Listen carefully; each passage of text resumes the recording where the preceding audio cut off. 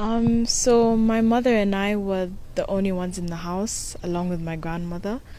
So they forcefully kicked down the door.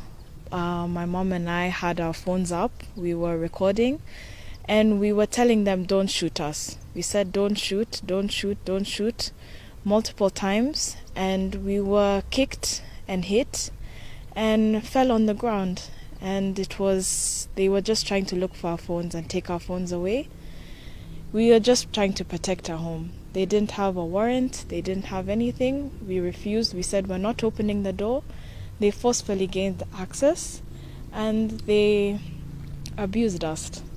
It was quite a shocking experience. Yeah, it was.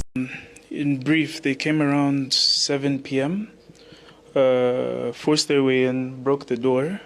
Personally, I was beaten up by 5 officers, which were masked. Once they entered, they assaulted my sister and my mother.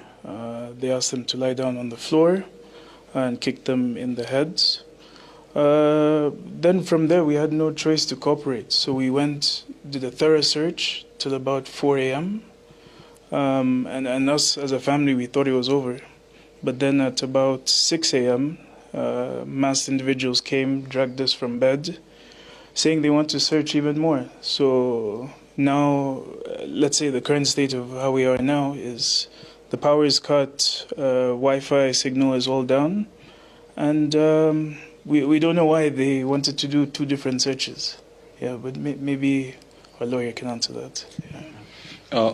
Thank you very much. One thing that I must point out is that yesterday when the police illegally entered the house and forced the family to agree to a search, which they didn't agree to, but a search was conducted. The lawyers and members of the family participated. And we went room by room, floor by floor, everywhere. And we inventorized all the items that they thought could form part of what they were calling as evidence. And all they took were iPhones belonging to the family members, iPads belonging to the family members, walkie-talkies for house communications, and a receipt for buying fuel at a Total Energy station. That is what was inventorized, and we all, after a long night of search, wrote that down and signed. And everybody left. Then, surprisingly, at 6 a.m. in the morning, my clients were woken up by marauding men jumping in their rooms, wearing balaclavas and carrying assault rifles, forcing them out of their rooms and pointing guns at them, tearing things up and down within the house, and purporting that they're conducting a search.